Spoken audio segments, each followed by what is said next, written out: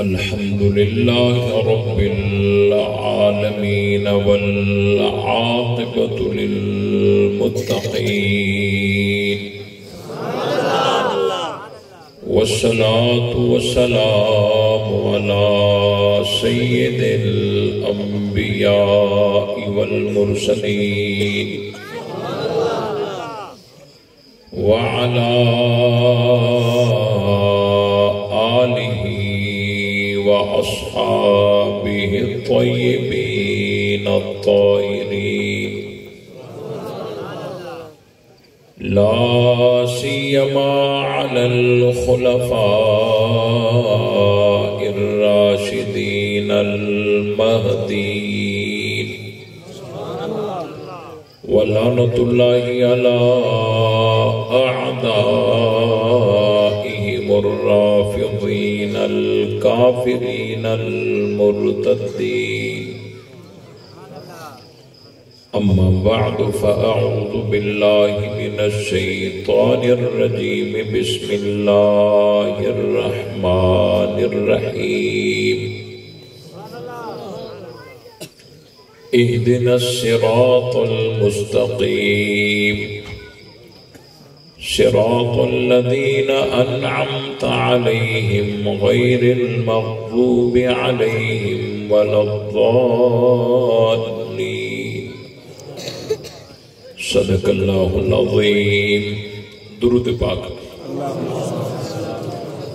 اللہم صلی علی محمد وعلی آل محمد کما صلیت علی ابراہیم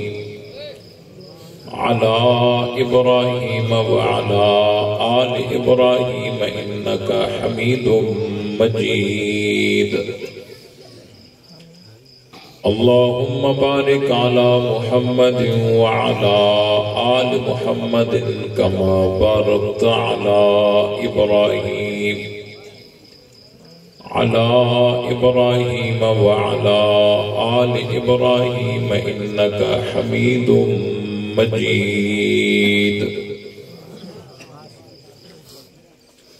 برادران اسلام، قابل صد احترام عزیز دوستو، بزرگوں، بھائیوں، صحابہ کرام کے غیرت مند سپاہیوں، اہل بیت کے پروانوں، قرآن مقدس کی بابرکت محفل اللہ تعالیٰ کے فضل و کرم سے محترم جناب حافظ حنظلہ صاحب کی شادی کے عنوان پر اور ننھے منھے سے بچے علی شیر حیدری اس کے تکمیل قرآن کی تقریب بھی یہی ہے، اور نکاح کی تقریب تو ہو چکی ہے لیکن نسبت اس کی بھی ہے.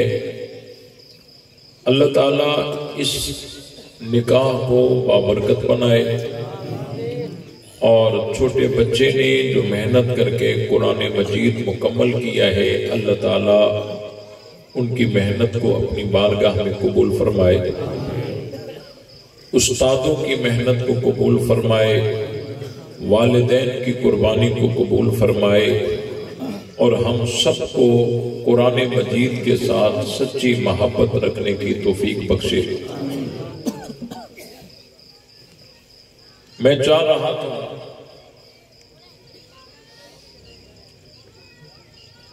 دولے کے بیٹھنے کا وقت تو نہیں ہے، لیکن پھر بھی وہ بیٹھا تھا.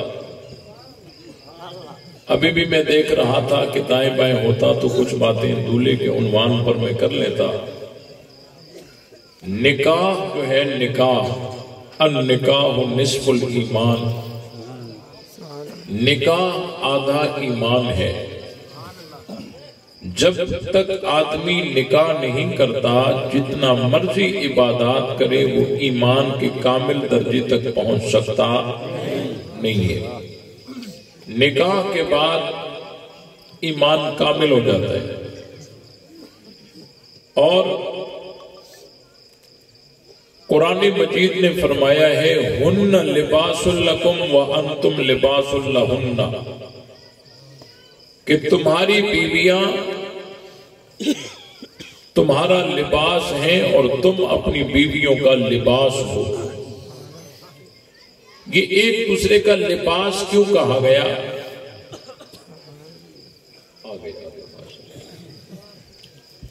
ایک دوسرے کا لباس کیوں کہا گیا؟ آج تو اس محفل کے دولے بھی یہی ہیں۔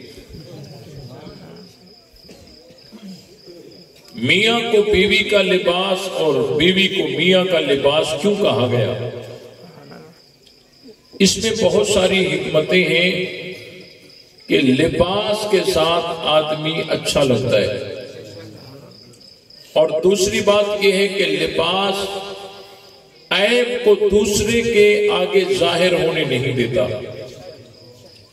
تو یہاں سے علماء نے یہ چیز اخذ کی ہے کہ میاں بیوی میں سے کسی کو یہ اجازت نہیں کہ اپنے خاندان میں بیٹھ کر ایک دوسرے کی گلہ غیبت کرے، کیونکہ ایک دوسرے کے لباس ہیں تو ان کو چاہیے کہ اپنا لباس اپنے عیب کو چھپائے، اس کو ظاہر ہونے نہ دے۔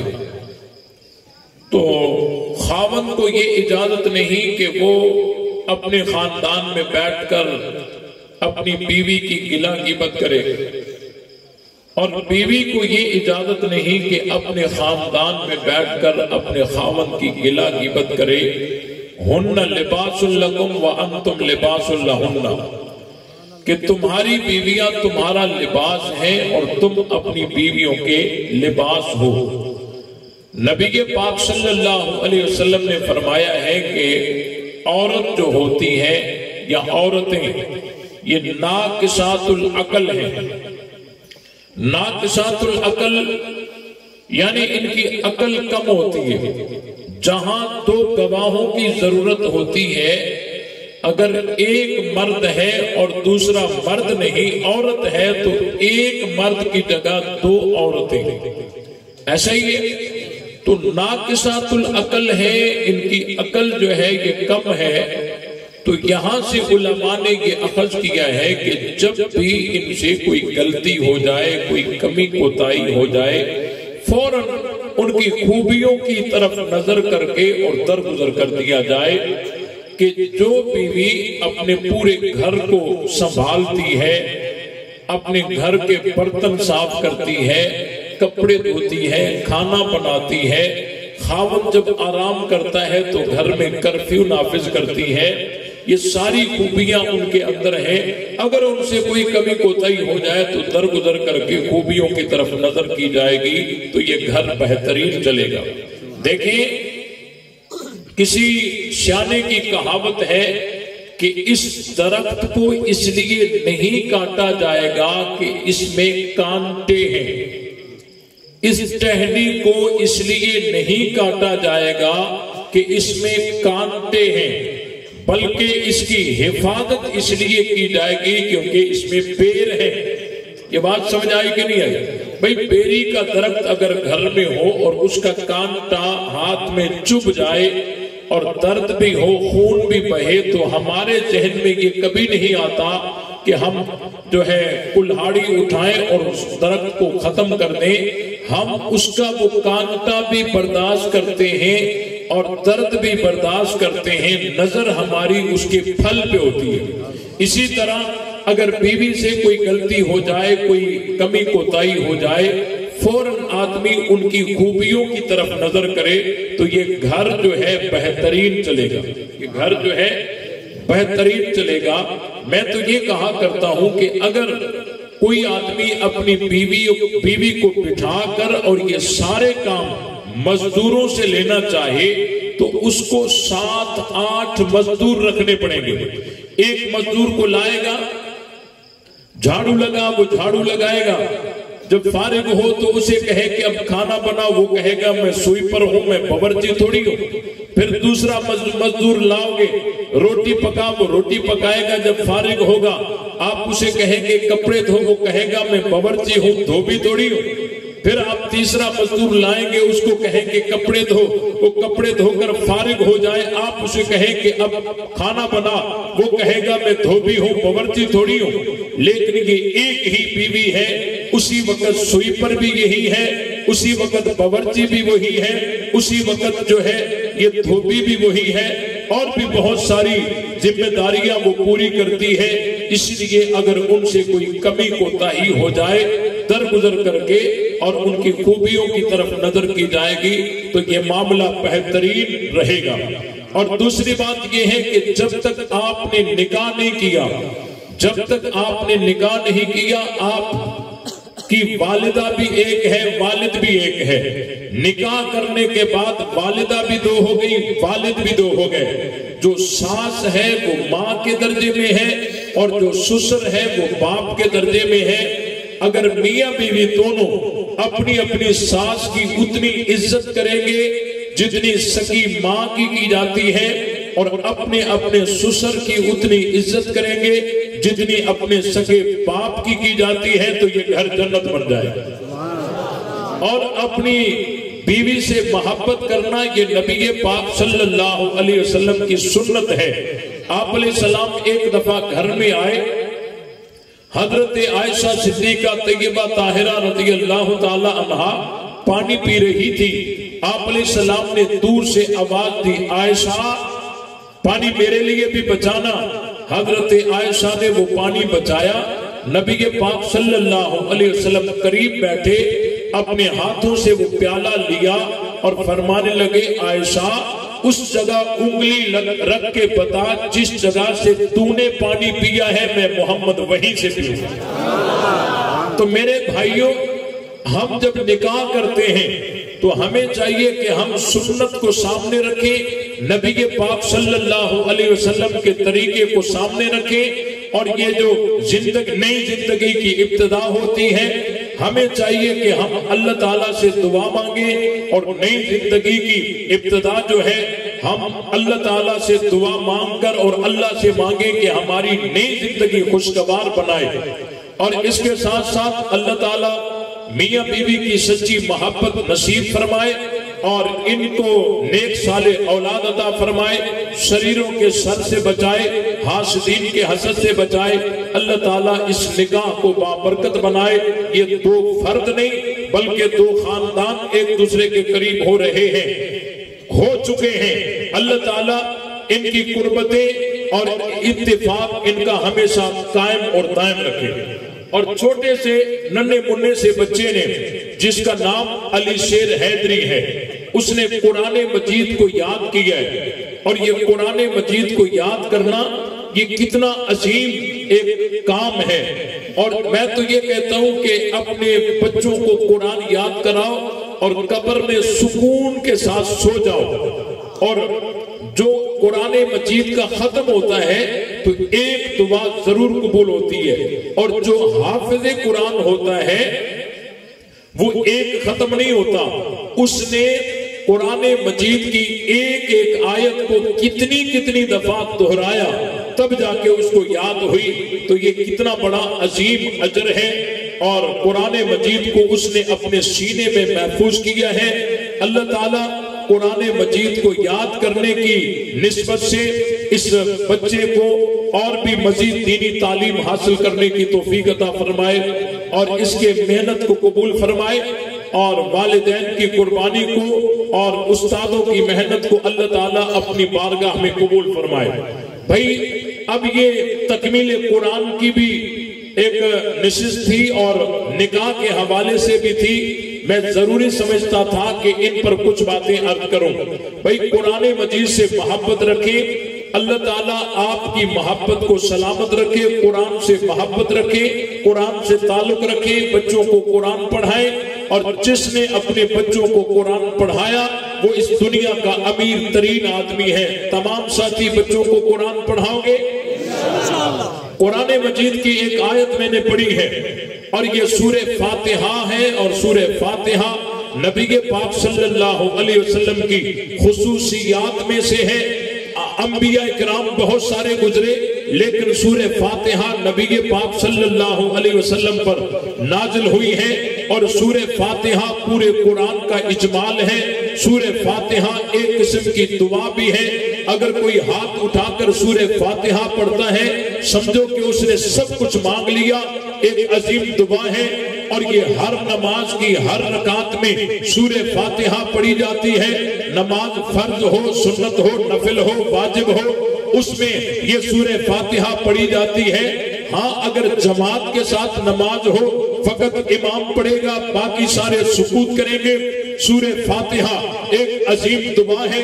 اس میں اللہ تعالیٰ نے ایک دعا سکھائی ہے، اہدنا الصراط المستقیم. یا اللہ ہمیں صراط مستقیم پہ چلا. صراط عربی میں راستے کو کہتے ہیں، مستقیم کا معنی ہے سیدھا راستہ. یا اللہ ہمیں صراط مستقیم پہ چلا. ہر نمازی جب نماز پڑھتا ہے سورہ فاتحہ پڑھتا ہے اور اس میں یہ دعا کرتا ہے اہدنا الصراط المستقیم. یا اللہ ہمیں سیدھے راستے پہ چلا. سیدھا راستہ یعنی جنت کا راستہ. اس راستے پہ ہمیں چلا. اور توجہ کیجئے نبی پاک صلی اللہ علیہ وسلم کا طریقہ اور جس میں صحابہ بھی حضور کے ساتھ ہوں اس طریقے کو سنت کہتے ہیں. اور سنت جو ہے یہ ضمانت ہے جنت کی. اور جو سنت پہ چلتے ہیں ان کو صحابہ کہتے ہیں. تو صحابہ اہل سنت ہیں. جو اس دنیا میں اہل سنت ہیں وہ قیامت میں اہل جنت ہیں. تو اللہ تعالیٰ نے فرمایا اہدنا الصراط المستقیم. یا اللہ ہمیں سیدھے راستے پہ چلا. صراط الذین انعمت علیہم، راستہ ان لوگوں کا جن لوگوں پر تو نے انعام کیا ہے. انعام یافتہ جو لوگ ہیں ان کے راستے پہ ہمیں چلا. غیر المغضوب علیہم ولا الضالین، کہ ان کے اوپر تیرا غضب بھی نہیں اور وہ گمراہ بھی نہیں. یہ ایک عظیم دعا ہے. ہم اللہ تعالیٰ سے پوچھتے ہیں یا اللہ یہ کون سے لوگ ہیں جو انعام یافتہ بھی لوگ ہیں جن کے اوپر تیرا غضب بھی نہیں وہ گمراہ بھی نہیں. تو اللہ تعالیٰ نے قرآن مجید میں دوسری جگہ فرمایا وَمَن يُطِعِ اللَّهَ وَالرَّسُولَ فَأُولَٰئِكَ مَعَ الَّذِينَ أَنْعَمَ اللَّهُ عَلَيْهِمْ مِنَ النَّبِيِّينَ وَالصِّدِّيقِينَ وَالشُّهَدَاءِ وَالصَّالِحِينَ. اللہ تعالیٰ نے قرآن مجید میں دوسری جگہ فرمایا انعام یافتہ جماعتیں چار ہیں. ایک جماعت نبیوں کی ہے، دوسری جماعت صدیقین کی ہے، تیسرے نمبر پر شہداء ہیں، چوتھے نمبر پر صالحین ہیں. یہ بات یاد رہے کہ یہ جو انعام یافتہ لوگ ہیں یہ غیر المغضوب علیہم بھی ہیں ولا الضالین بھی ہیں. غیر المغضوب علیہم کا مطلب یہ ہے کہ ان کے اوپر اللہ کا غصہ، بولو بھائی اللہ کا غصہ، آپ بولتے رہیں ذرا، اللہ کا غصہ نہیں ہے. ولا الضالین کا مطلب یہ ہے کہ وہ گمراہ بھی نہیں، ان پر اللہ کا غصہ بھی نہیں اور یہ گمراہ بھی نہیں. چار جماعتوں میں سے پہلی جماعت نبیوں کی ہے. تو اللہ تعالیٰ نے جس کو نبوت دی ہے یہ ازہر من الشمس ہے. اللہ نے جن کو نبوت دی اب جو نبی ثابت ہو گیا اب یہ اللہ کا ان پر غصہ بھی نہیں اور یہ خود گمراہ بھی نہیں ہے. باقی تین جماعتیں رہتی ہیں. ایک جماعت صدیقین کی ہے، دوسری جماعت شہداء کی ہے، تیسری جماعت صالحین کی ہے. میں ابتدا میں بتا دینا ضروری سمجھتا ہوں کہ اس میں تو بحث ہو سکتی ہے کہ کون صدیق ہے کون صدیق نہیں ہے، اس میں تو بحث ہو سکتی ہے. لیکن جس کا قطعی طور پر صدیق ہونا ثابت ہو جائے اس کے لیے یہ بات از خود ثابت ہو جائے گی کہ ان کے اوپر اللہ کا غصہ بھی نہیں اور وہ گمراہ بھی نہیں. کیونکہ صراط الذین انعمت علیہم کے بعد غیر المغضوب علیہم ولا الضالین ہیں. تو آئیے دیکھتے ہیں کہ صدیق کون ہے. اور ان کے جو روافض کی کتاب ہے یعنی روافض کی معتبر ترین تفسیر ہے تفسیر قمی.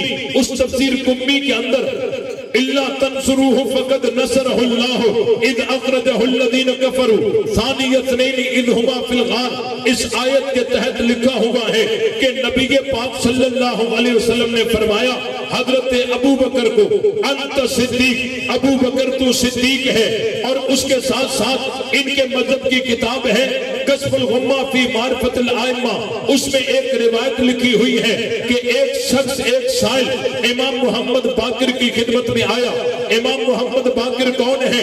امام زین العابدین کے بیٹے ہیں، حضرت حسین کے پوتے ہیں، حضرت علی کے پڑپوتے ہیں، امام جعفر صادق کے والد گرامی ہیں۔ یہ بات بھی آپ کے علم میں ہونی چاہیے، یہ تمام بزرگان دین اہل سنت ہیں اور ہمارے ہیں۔ حضرت علی بھی ہمارے ہیں، حضرت حسن بھی ہمارے ہیں، حضرت حسین بھی ہمارے ہیں، امام زین العابدین بھی ہمارے ہیں، امام محمد باقر بھی ہمارے ہیں، امام جعفر صادق بھی ہمارے ہیں، امام موسیٰ کاظم بھی ہمارے ہیں، امام علی رضا بھی ہمارے ہیں، امام محمد تقی بھی ہمارے ہیں، امام علی نقی بھی ہمارے ہیں، امام حسن عسکری بھی ہمارے ہیں۔ یہ سب کے سب اہل سنت ہیں اور ہمارے ہیں۔ یہ اہل سنت ہیں اور ہمارے۔ ایک سائل امام محمد باقر کی خدمت میں آیا، اس نے ایک سوال کیا کہ حضرت ایک مسئلہ تو بتائیے، تلوار کے دستے پہ چاندی لگوانا جائز ہے؟ تلوار کے دستے پہ چاندی لگوانا جائز ہے؟ تو امام محمد باقر رحمت اللہ علیہ نے فرمایا قال لا باس بہ، فرمایا کوئی حرج نہیں ہے، تلوار کے دستے پہ اگر کوئی چاندی لگوائے لا باس بہ، کوئی حرج نہیں ہے۔ دلیل کے طور پر امام محمد باقر نے فرمایا قد حل ابو بکر صدیق رضی اللہ تعالی عنہ سیفہ، کہ تحقیق حضرت ابو بکر صدیق رضی اللہ تعالی عنہ نے بھی اپنے تلوار کو چاندی لگوائی تھی۔ کیا مطلب؟ اگر یہ کام ناجائز ہوتا تو ابو بکر نہ کرتے، انہوں نے جو کیا ہے یہ جائز ہے۔ یہ دلیل کس نے پکڑی؟ امام محمد باقر نے، جو حضرت امام زین العابدین کے بیٹے ہیں، حضرت حسین کے پوتے ہیں، حضرت علی کے پڑپوتے ہیں، امام جعفر صادق کے والد گرامی ہیں، ان کے عقیدے میں بالکل معصوم ہیں، غلط بیانی سے بالکل پاک ہیں۔ انہوں نے حضرت ابو بکر کے یعنی عمل سے استدلال پکڑا قد حل ابو بکر صدیق رضی اللہ تعالی عنہ سیفہ، کہ تحقیق حضرت ابو بکر صدیق رضی اللہ تعالی عنہ نے اپنے تلوار کو چاندی لگائی تھی۔ کیا مطلب؟ اگر یہ کام ناجائز ہوتا تو ابو بکر نہ کرتے۔ اولاد علی تو یہ ثابت کر رہی ہے کہ ناجائز کام ابو بکر نہ کرتے، نہیں کرتے، نہیں کرتے، نہیں کرتے۔ آج جو کہتے ہیں کہ صدیق اکبر نے حق غصب کیا، حضرت ابو بکر نے باغ فتح غصب کیا، خلافت پہ قبضہ کیا، اہل بیت پہ ظلم کیا، یہ جھوٹ بولتے ہیں، غلط بیانی کرتے ہیں۔ صحابہ کا اہل بیت سے پیار ہے، اہل بیت کا صحابہ سے پیار ہے، اور ہمارا دونوں سے پیار ہے۔ نعرہ تکبیر، شان محمد مصطفیٰ، شان صحابہ، شان اہل بیت، شان اہل بیت۔ حضرت ابو بکر صدیق نے، امام محمد باقر نے جب یہ دلیل بیان کی قد حل ابو بکر صدیق رضی اللہ تعالی عنہ سیفہ، کہ حضرت ابو بکر صدیق نے اپنے تلوار کے دستے کو چاندی لگائی تھی، اگر یہ کام ناجائز ہوتا تو ابو بکر نہ کرتے۔ وہ سائل بھی جلا بھنا ہوا تھا، اس نے پلٹ کر کہا حل انت تقول لہ صدیق، حضرت آپ بھی انہیں صدیق کہہ رہے، آپ بھی انہیں صدیق کہہ رہے۔ وہ جلا ہوا تھا، وہ جلا ہوا تھا، بھنا ہوا تھا، سڑا ہوا تھا۔ اس نے پلٹ کے کہا حل انت تقول لہ صدیق، حضرت آپ بھی انہیں صدیق کہتے ہیں، آپ بھی انہیں صدیق کہتے ہیں۔ فوثب وثبتا واستقبل القبلہ قال نعم الصدیق، نعم الصدیق، نعم الصدیق، من لم یکن لہ صدیق فلا صدق اللہ لہ قولا فی الدنیا ولا فی الآخرہ۔ امام محمد باقر وجد میں آئے، کھڑے ہو گئے، قبلہ رکو کر فرمانے لگے جی ہاں ابو بکر صدیق ہے، جی ہاں ابو بکر صدیق ہے، جی ہاں ابو بکر صدیق ہے۔ جو ابو بکر کو صدیق نہ کہے اللہ اسے دنیا میں بھی جھوٹا کرے، آخرت میں بھی جھوٹا کرے۔ تو حضرت ابو بکر صدیق ہو گئے نا، یہ بات تو کنفرم ہو گئی نا۔ دنیا میں صدیق جو بھی آئے اور صدیقین میں شامل ہوتے جائیں، اس میں کوئی اعتراض نہیں، لیکن ابو بکر تو صدیق پکے ہیں نا، ابو بکر تو صدیق پکے ہیں۔ تیسرے نمبر پر جماعت ہے شہیدوں کی۔ اب شہید کون ہوتا ہے، کس کو کہتے ہیں؟ توجہ کیجیے، شہید کون ہوتا ہے اور کس کو کہتے ہیں؟ ہر پارٹی اپنے مرنے والے کو شہید کہتی ہے۔ کیا یہ واقعی عند اللہ شہید ہے بھی صحیح؟ کیا تم نے شہید کس کو سمجھا ہے؟ شہید کس کو کہتے ہیں؟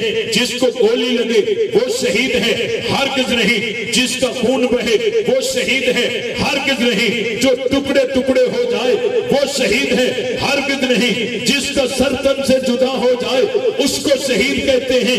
ہرگز نہیں۔ شہید کس کو کہتے ہیں؟ شہید کی تعریف کیا ہے، ڈیفینیشن کیا ہے؟ شہید کہتے کسے؟ توجہ کیجیے، شہید کہتے ہیں کہ ایمان بھی ہو، حق پر بھی ہو اور اللہ کے راستے میں قربان ہو جائے۔ یہ یاد رکھیں، ایمان بھی ہو، حق پر بھی ہو اور اللہ کے راستے میں قربان ہو جائے، اس کو کیا کہتے ہیں؟ شہید کہتے ہیں۔ اب دنیا تو مرنے کے بعد کہتی ہے یہ شہید ہو گئے، یہ شہید ہو گئے، یہ شہید ہو گئے۔ آؤ میں تمہیں ایسے شہید دکھاتا ہوں جو چلتے پھرتے دنیا میں ہیں اور لسان نبوت انہیں شہید کا خطاب دے رہی ہے۔ ایک دفعہ امام الانبیاء جناب محمد مصطفیٰ احد پہاڑ پر کھڑے تھے، حضرت ابو بکر بھی ساتھ ہیں، حضرت عمر بھی ساتھ ہیں، حضرت عثمان بھی ساتھ ہیں۔ احد پہاڑ میں جنبش ہوئی، آپ علیہ السلام نے احد پہاڑ کو ٹھوکر مار کر فرمایا اثبت احد فإنما علیک نبی و صدیق و شہیدان۔ اے احد چپ کر کے ٹھہر جا، تیرے اوپر ایک نبی ہے، ایک صدیق ہے اور دو شہید ہیں۔ نبی تو حضور خود تھے، صدیق تو ابو بکر ہے، باقی بچے ہی دو اور شیگا بھی تسلیہ ہے۔ وہ شہیدان ایک حضرت عمر ہیں، ایک حضرت عثمان ہیں۔ لسان نبوت نے جو ان کو شہید کہا، اس کا کیا مطلب ہے؟ کیا یہ نبوت کی طرف سے دی ہوئی گارنٹی نہیں ہے کہ یہ مرتے وقت تک ایماندار بھی ہوں گے، حق پر بھی ہوں گے اور اللہ کے راستے میں جائیں گے؟ حق پر ہوں گے، نعرہ مائک پہ نہیں ہوتا، یہ جائز نہ ہونے کے قریب قریب ہے۔ توجہ کیجیے، توجہ بھائی، توجہ، بیٹھ جائے۔ شہید اللہ کے نبی نے جب انہیں کہا، اس کا مطلب یہ نہیں بنتا کہ اللہ کے نبی نے گارنٹی دی کہ آخری وقت تک وہ ایماندار بھی ہوں گے، حق پر بھی ہوں گے، کسی کا حق دبائے ہوئے نہیں، حق پر ہوں گے، اللہ کے راستے میں جائیں گے۔ تو بھائی صدیق کون ہے کون نہیں ہے اس میں بحث ہو سکتی ہے، شہید کون ہے کون نہیں ہے اس میں بحث ہو سکتی ہے، لیکن قطعی طور پر جس کا صدیق ہونا، جس کا شہید ہونا ثابت ہو گیا، اس کے لیے یہ بات آج خود ثابت ہو جائے گی کہ اس کے اوپر اللہ کا غضب بھی نہیں، وہ گمراہ بھی نہیں۔ قرآن مجید کی اس آیت نے اگر آپ نے غور کیا ہو تو ابو بکر و عمر پر ہونے والے تمام اعتراضوں کو قرآن کی اس آیت نے کافور کر دیا۔ تم کہتے ہو کہ انہوں نے خلافت پہ قبضہ کیا، باغ فتح قصب کیا، اہل بیت پہ ظلم کیا۔ اگر یہ انہوں نے کام کیے ہوتے تو ان پر یقیناً اللہ کا غصہ ہوتا، غضب ہوتا، لیکن یہ پہلے سے ہی غیر المغضوب علیہم ہیں، ان کے اوپر اللہ کا غضب، اللہ کا غضب، یعنی کوئی بھی ایسا الزام جو اللہ کے غضب کو دعوت دینے والا ہو وہ ان پر ٹھہر سکتا نہیں ہے۔ ان کی گمراہی پر دلالت کرنے والا کوئی تان اعتراض ان پر ٹھہر سکتا ہی نہیں، کیونکہ یہ پہلے سے غیر المغضوب علیہم بھی ہیں اور والضالین بھی ہیں، ان کے اوپر اللہ کا غصہ بھی نہیں اور یہ خود گمراہ بھی نہیں۔ اب دیکھیں یہ اہل بیت ہیں، صحابہ کی عظمت بیان کر رہے ہیں، صدیق اکبر کی شان بیان کر رہے ہیں۔ بھئی جو نفرت کی بات کرتے ہیں یہ غلط ہے، ہم صحابہ کو بھی مانتے ہیں، اہل بیت کو بھی مانتے ہیں۔ جس طرح ایک پرندے کو اڑنے کے لیے دو پروں کی ضرورت ہوتی ہے، ہمارے ایمان کو بھی دو پروں کی ضرورت ہے، ایک پر محبت صحابہ، ایک پر محبت اہل بیت۔ ہم صحابہ کو بھی مانتے ہیں، اہل بیت کو بھی مانتے ہیں، تبھی جہاں اپنے بچوں پر نام ابو بکر رکھتے ہیں وہاں علی بھی رکھتے ہیں، جہاں عمر رکھتے ہیں وہاں عمر حسن بھی رکھتے ہیں، جہاں عثمان رکھتے ہیں وہاں حسین بھی رکھتے ہیں، جہاں عائشہ رکھتے ہیں وہاں فاطمہ بھی رکھتے ہیں۔ ہماری مسجدوں کو دیکھیے، وہ صدیق اکبر مسجد ہے تو وہ علی المرتضیٰ مسجد ہے، ہمارے مدارس کو دیکھیے، وہ جامعہ صدیقیہ ہے تو وہ جامعہ حیدریہ ہے۔ ہم صحابہ کو بھی مانتے ہیں، اہل بیت کو بھی مانتے ہیں۔ میں تو ہر تقریر میں کہتا ہوں جن کو نبی نے کندھوں پہ اٹھایا ہم ان کو بھی مانتے ہیں، اور جس نے نبی کو کندھوں پہ اٹھایا ہم اس کو بھی مانتے ہیں۔ بات سمجھ آئی کہ نہیں آئی؟ پھر سبحان اللہ ہلکی کیوں آئی؟ جن کو نبی نے کندھوں پہ اٹھایا ہم ان کو بھی مانتے ہیں، اور جس نے نبی کو کندھوں پہ اٹھایا ہم اس کو بھی مانتے ہیں، جو ایک رات نبی کے بستر میں آیا ہم اس کو بھی مانتے ہیں، اور جو 1400 سالوں سے لے کر آج تک رسول کے ساتھ روزے میں سوئے ہیں ہم ان کو بھی مانتے ہیں، اور جن پر نبی نے چادر ڈالی ہم ان کو بھی مانتے ہیں، اور جس نے نبی پر چادر ڈالی ہم اس کو بھی مانتے ہیں۔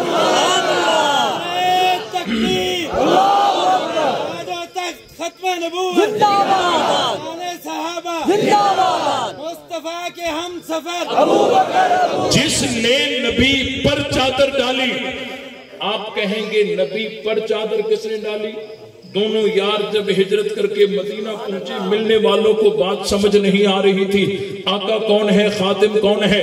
پہلے صدیق اکبر سے ہاتھ ملانے لگے، حضرت ابو بکر ان کے ہاتھ کو پکڑ کر حضور کے ہاتھ سے ملاتے رہے۔ یہ بھی ایک اشارہ ہے جو اپنا تعلق صدیق اکبر سے جوڑے گا، صدیق اکبر اس کو نبوت سے جوڑے گا۔ امام الانبیاء جناب محمد مصطفیٰ کا یہ یار غار ہے، یہ یار مزار ہے، یہ آج بھی حضور کے ساتھ ہے، اور نبی کا روزہ جنت ہے۔ جنت میں ابو بکر بھی ہے، عمر بھی ہے، ما بین بیتی و منبری روضۃ من ریاض الجنہ، جنت میں ابو بکر بھی ہے، جنت میں عمر بھی ہے۔ یہ تو مسلم قاعدہ ہے، ہر انسان اس مٹی میں دفن ہوتا ہے جہاں سے پیدا شدہ ہوتا ہے۔ کیسے پتا چلے یہ کس مٹی سے پیدا ہوا ہے؟ انتظار کرو جہاں اس کو دفن کیا جائے، سمجھ جاؤ کہ یہ پیدا بھی وہیں سے ہوا تھا۔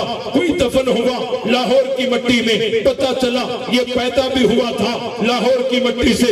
کوئی دفن ہوا پشاور کی مٹی میں، پتا چلا یہ پیدا بھی ہوا تھا پشاور کی مٹی سے۔ کوئی دفن ہوا کراچی کی مٹی میں، پتا چلا یہ پیدا بھی ہوا تھا کراچی کی مٹی سے۔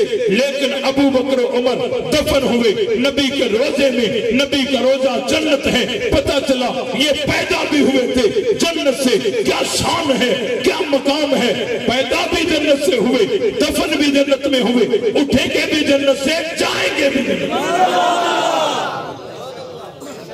بات سمجھ آئی کہ نہیں آئی؟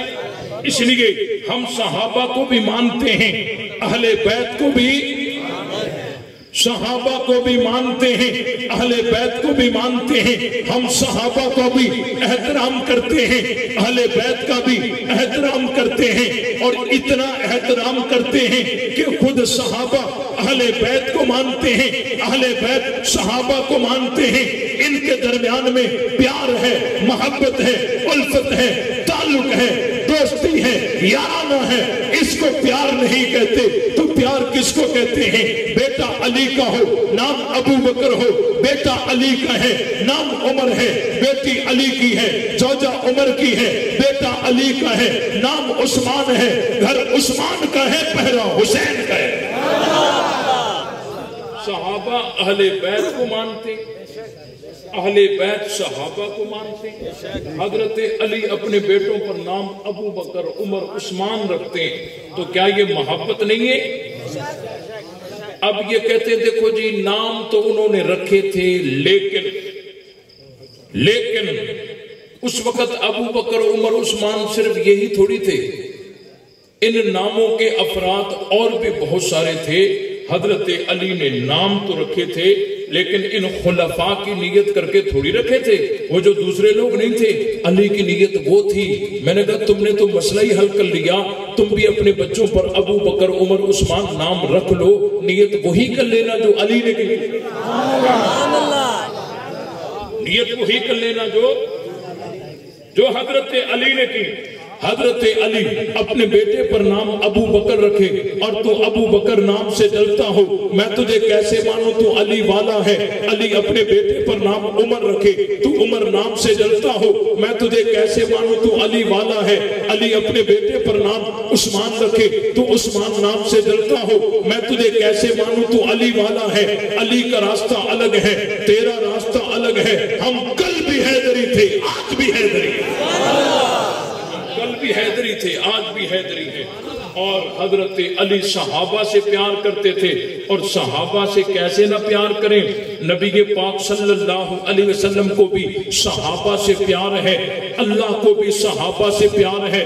کچھ لوگ حضور علیہ السلام کی خدمت میں آئے کہ حضرت ہم آپ سے مذاکرات کرنا چاہتے ہیں، لیکن ہماری شرط یہ ہے کہ یہ جو آپ کی محفل میں بیٹھنے والے صحابہ ہیں نا، اگر ان کو تھوڑی دیر کے لیے آپ اٹھا دیجئے، ہم پھر آپ کی محفل میں بیٹھیں گے۔ یہ کسی دور میں ہمارے غلام ہوا کرتے تھے، اب یہ ہمارے ساتھ بیٹھ جائے تو یہ ہماری عزت میں فرق آ جائے گا، اس لیے ان کو تھوڑی دیر کے لیے اٹھا دیجئے۔ نبی پاک صلی اللہ علیہ وسلم نے حضرت عمر سے مشورہ کیا، حضرت عمر جیسے جری صحابی، اس نے بھی یہی مشورہ دیا، اے اللہ کے رسول یہ تو ہیں ہی اپنے، ان کو تھوڑی دیر کے لیے اٹھا دیا جائے گا تو کوئی بڑی بات نہیں، یہ بڑے بڑے سردار ہیں، ایک بھی اسلام قبول کرے گا، اسلام کو بڑا فائدہ ہوگا۔ آپ علیہ السلام نے حضرت عمر کی رائے پر چلتے ہوئے اور یہ ارادہ کر لیا تھا کہ صحابہ کو تھوڑی دیر کے لیے اٹھا دیا جاتا ہے تو کوئی بڑی بات نہیں ہے۔ دل میں بات آئی تھی، ابھی زبان تک نہیں آئی تھی، دل والی بات ابھی زبان تک نہیں پہنچی تھی کہ عرشوں سے فرشوں تک جبریل پہنچ چکے تھے۔ وَلَا تَطْرُدِ الَّذِينَ يَدْعُونَ رَبَّهُمْ بِالْغَدَاةِ وَالْعَشِيِّ، اے میرے محبوب کوئی اسلام قبول کرے یا نہ کرے، اپنے یاروں کو اپنی محفل سے نہ اٹھانا۔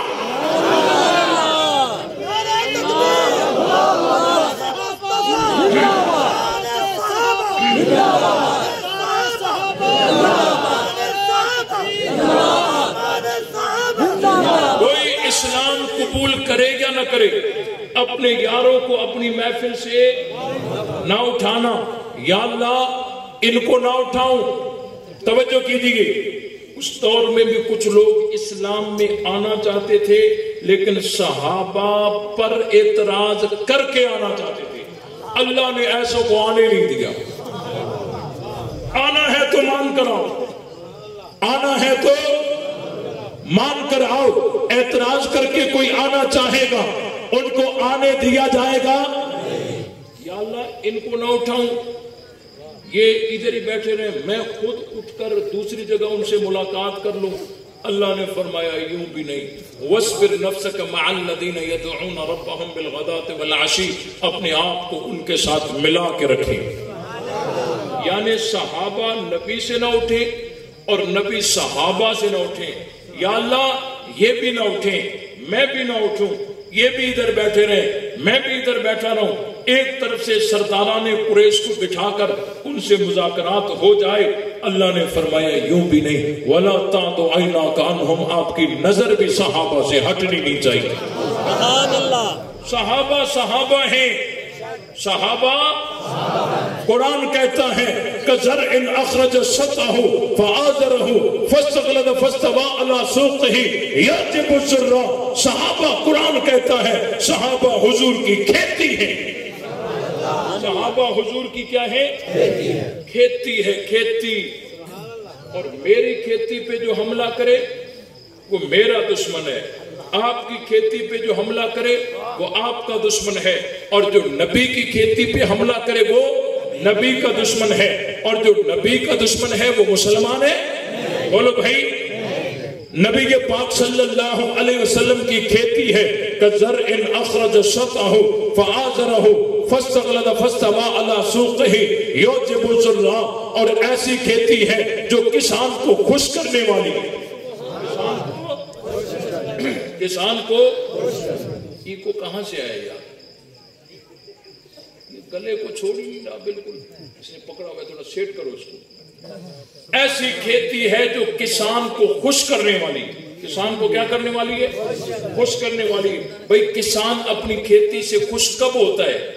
جب سارے دانے جل جائیں، 2-4 بچیں، یا دانے ہزاروں اور لاکھوں ہوں؟ بولو بھئی، دانے ہزاروں اور لاکھوں ہوں تو ہم قرآن سے پوچھتے ہیں، قرآن تو بتا نبی کی کھیتی میں دانے کتنے تھے؟ قرآن کہتا ہے وَرَأَيْتَ النَّاسَ يَدْخُلُونَ فِي دِينِ اللَّهِ أَفْوَاجًا۔ قرآن کہتا ہے اے میرے محبوب، آپ نے دیکھ لیا لوگوں کو جو اللہ کے دین میں داخل ہو رہے تھے، لشکروں کے لشکر تھے، فوجوں کی فوجیں تھی، یہ کون تھے؟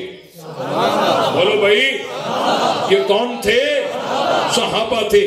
اللہ نے یہ افواجا بولا، یہ 2-3-4 کے اوپر افواج کا لفظ نہیں بولا جاتا، یہ تو ہزاروں تھے، لاکھوں تھے، اور یہ اللہ کے دین میں داخل ہوئے، اور اللہ کہتا ہے فَسَبِّحْ بِحَمْدِ رَبِّكَ، اے میرے محبوب یہ لشکروں کے لشکر اللہ کے دین میں داخل ہوئے ہیں، اب آپ اللہ کا شکر ادا کیجئے، تسبیح بیان کیجئے۔ کیا مطلب؟ یہ 2 نمبر دے رہا ہوں شکر ادا کر، یا 1 نمبر دے رہا ہوں شکر ادا کر؟ یہ کھوٹے دے رہا ہوں شکر ادا کر، یا کھرے دے رہا ہوں شکر ادا کر؟ یہ جھوٹے دے رہا ہوں شکر ادا کر، یا سچے دے رہا ہوں شکر ادا کر؟ یہ پھرنے گرنے والے دے رہا ہوں شکر ادا کر، یا ڈٹ کر کٹنے والے دے رہا ہوں شکر ادا کر؟ اور یہ نبی کی کھیتی کون ہے؟ صحابہ ہیں۔ میری کھیتی پہ جو حملہ کرے وہ میرا دشمن ہے، آپ کی کھیتی پہ جو حملہ کرے وہ آپ کا دشمن ہے، اور جو نبی کی کھیتی پہ حملہ کرے وہ نبی کا دشمن ہے۔ اور تبھی تو پیغمبر نے فرمایا فَمَنْ أَحَبَّهُمْ فَبِحُبِّي أَحَبَّهُمْ وَمَنْ أَبْغَضَهُمْ فَبِبُغْضِي أَبْغَضَهُمْ، جو میرے صحابہ سے محبت رکھتا ہے اصل اس کو محبت میرے ساتھ ہے، میرے ساتھ محبت کی وجہ سے میرے صحابہ سے محبت رکھتا ہے، اور جو میرے صحابہ سے جلتا ہے اصل اس کو جلن میرے ساتھ ہے، میرے ساتھ جلن کی وجہ سے میرے صحابہ سے جلتا ہے۔ دیکھو صحابہ اللہ کے رسول کو کتنے پیارے ہیں۔ بھئی دیکھو میں نے یہاں تقریر کی، تقریر میں نے ختم کر دی، تھوڑی دیر کے بعد ایک بابا نکل آیا، پوچھنے لگا مولوی صاحب نے کیا کہا؟ ایک آدمی کھڑا ہوا، اس نے کہا مولوی صاحب نے یہ باتیں کی ہیں، کہتا ہے میں تو تجھے مانتا ہی نہیں۔ پھر دوسرا آدمی کھڑا ہوا، اس نے کہا میں خود موجود تھا، مولوی صاحب نے یہ باتیں کی ہیں، کہتے ہیں میں تجھے بھی نہیں مانتا۔ پھر تیسرا آدمی کھڑا ہوا، اس نے کہا مولوی صاحب نے یہ باتیں کی ہیں، کہتے ہیں میں تجھے بھی نہیں مانتا، خود تھا نہیں، اور جو تھے ان کو مانتا نہیں، خود تھا نہیں اور جو تھے ان کو مانتا نہیں، خود تھا نہیں اور جو تھے ان کو مانتا نہیں، تو جوڑ لگتا نہیں، کرنٹ کیسے جائے؟ جب حضور دین سکھا رہے تھے تو آج کل جو صحابہ پہ بھونکنے والے کتے ہیں یہ اس وقت تھے؟ اور جو نبی سے دین سیکھنے والے تھے وہ کون تھے؟ صحابہ کو یہ مانتے نہیں، خود تھے نہیں، اور جو تھے ان کو مانتے نہیں، جوڑ لگتا نہیں، کرنٹ کیسے جائے؟ اس لیے بھائی ہم تک جو بھی دین پہنچا ہے، ہم تک جو بھی دین پہنچا ہے، یہ سارے کا سارا دین ہم تک پہنچانے والے کون ہیں؟ ہم تک پہنچانے والے کون ہیں؟ صحابہ ہیں۔ آج ہم تک جو دین پہنچا ہے، دین کی چھوٹے سے چھوٹی چیز یا بڑے سے بڑی چیز کوئی ایک بھی ایسی نہیں جو صحابہ کے بغیر ہم تک پہنچی ہو۔ ہم تک جو بھی دین پہنچا ہے یہ صحابہ نے پہنچایا ہے۔ نبی مکے میں پیدا ہوئے کس نے بتایا؟ آواز آنی چاہیے۔ نبی مدینہ میں ہجرت کر کے آئے کس نے بتایا؟ نبی کا معراج کس نے بتایا؟ نبی کا بدر کس نے بتایا؟ نبی کا احد کس نے بتایا؟ نبی کا تبوک کس نے بتایا؟ نبی کا حنین کس نے بتایا؟ نبی کے معجزات کس نے بتائے؟ नबी के अखलाक किसने बताए, नबी का सजदा किसने बताया, नबी की इबादत किसने बताई। थक तो नहीं गया, थक तो नहीं गया। नबी के अखलाक किसने बताए, नबी के मौजज़ात किसने बताए, नबी की सीरत किसने बताई, नबी की सूरत किसने बताई, नबी का कलमा किसने बताया, नबी की अजान किसने बताई, नबी की नमाज किसने बताई, नबी का कुरान किसने बताया। सारा दीन हम तक पहुंचाने वाले कौन है। हम जब मुल्क में सफर करते हैं, पंजाबी जबान को देखिए, मेलसी की पंजाबी अलग है, मुल्तान की अलग है, लाहौर की अलग है या नहीं, कोयटा की पश्तो अलग है, पिशावर की पश्तो अलग है, लबो लहजे में फर्क आता है। सखर की सिंधी अलग है, हैदराबाद की सिंधी अलग है, उनके अल्फाज बदलते हैं, लबो लहजा बदलता है। ये जबानें जब सफर करती हैं, इनके अल्फाज बदलते हैं, लबो लहजा बदलता है। लेकिन देखो कुरान ने कितना सफर किया, कहां से चला कहां पहुंचा। न जबर बदली, न जेर बदली, न शद बदली, न मद बदली, न नुक्ता बदला, न जज़म बदली। जिस तरह पैगंबर से दीन सीखा, कुरान सीखा, उसी तरह अमानतन दियानतन पूरी दुनिया में पहुंचाया। ये मेहनत किसकी है। ये अमानत और दियानत की बहुत बड़ी दलील है कि उन्होंने कुरान पहुंचाया और न जेर को बदलने दिया, न जबर को बदलने दिया, न शद को बदलने दिया, न मद को बदलने दिया। उन सहाबा पे तुम भौंकते हो। ये सहाबा कौन है। ये इमामुल अंबिया ने फरमाया, अस्हाबी कन नुजूम, मेरे सहाबा सितारों की तरह हैं। मेरे सहाबा सितारों की तरह हैं। भाई सितारे नीचे होते हैं या ऊपर होते हैं। सितारे नीचे होते हैं या ऊपर होते हैं। सितारे ऊपर होते हैं ना। अगर सितारे पे कोई नाराज हो जाए, गुस्से हो जाए तो क्या कर लेगा, कुछ भी नहीं कर सकेगा ना। और जहां आदमी नाराज भी हो जाए और कुछ कर भी ना सके, वो हाथों को काटता है, सीने पे मारता है, वो काटता भी रहे, मारता भी रहे, सितारे चमकते रहे, सितारे चमकते रहेंगे। पैगंबर ने फरमाया, अस्हाबी, मेरे सहाबा, मेरे सहाबा सितारों की तरह हैं। आप मेलसी में जाकर आसमान को देखें, सितारे चमकते नजर आएंगे। बहावलपुर में जाकर आसमान को देखें, सितारे चमकते नजर आएंगे। मुल्तान में जाकर आसमान को देखें, सितारे चमकते नजर आएंगे। पूरी दुनिया के शहरों में जाकर आप देखेंगे आसमान को, सितारे चमकते नजर आएंगे। फर्क सिर्फ ये है कि सितारे आसमान में चमकते हैं और सहाबा कुरान में चमकते हैं। बारे में जाकर देखोगे सहाबा चमकते हुए नजर आएंगे। तवज्जो कीजिए। और कुरान कहता है, जब उन्हें कहा गया आमिनू कमा आमन अन्नास, ईमान लाओ जिस तरह सहाबा ईमान लाए, उन्होंने क्या कहा, कालू अनुमिनु कमा आमन सुफहा, क्या हम इन बेवकूफों की तरह ईमान लाएं। सहाबा को उन्होंने बेवकूफ कहा। अल्लाह ताला ने कुरान मजीद में उसी वक्त जवाब देते हुए फरमाया, अला इन्नहुम हुमुस सुफहा, खबरदार बेशक यही बेवकूफ हैं। यहां से एक कायदा बनता है कि जो सहाबा के लिए कहोगे अपने लिए वही सुनोगे।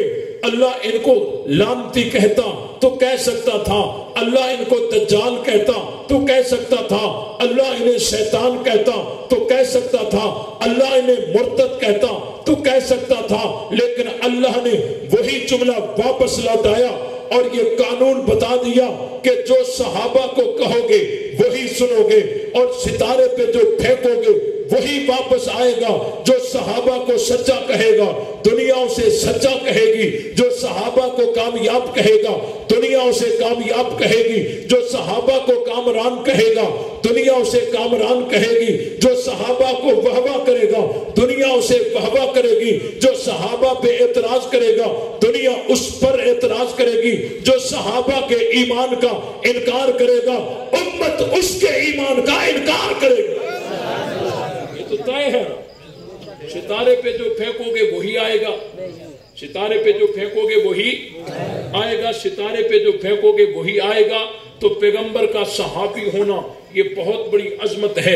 ایک صحابی ایسے ہیں جو صبح صبح آ کر کلمہ پڑھتے ہیں، ظہر سے پہلے شہید ہو جاتے ہیں. حضرت اسیر رضی اللہ تعالیٰ عنہ، حضرت عمر فاروق نے بڑا عجیب جملہ ارشاد فرمایا عامل قلیل و اجر کثیرا، عمل تھوڑا کیا اجر بہت پا لیا.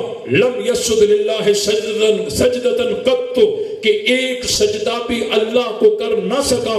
یہ ایسا صحابی ہے کہ جس کے اعمال نامے میں ایک نماز بھی نہیں. یہ ایسا صحابی ہے جس کے اعمال نامے میں ایک سجدہ بھی نہیں. یہ ایسا صحابی ہے جس کے اعمال نامے میں ایک سجدہ بھی نہیں. لیکن یہ اس مقام تک پہنچا ہے کہ بعد میں آنے والے ہزاروں غوث قطب ابدال مل کر بھی اس صحابی کی عظمت کا مقابلہ کر سکتے.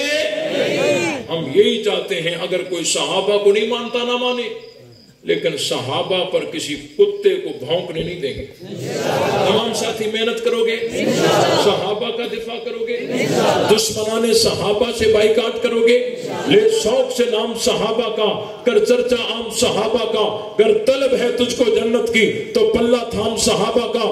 فنا فی اللہ کی تہ میں بقا کا راز مجبر ہے، جسے مرنا نہیں آتا اسے جینا نہیں آتا.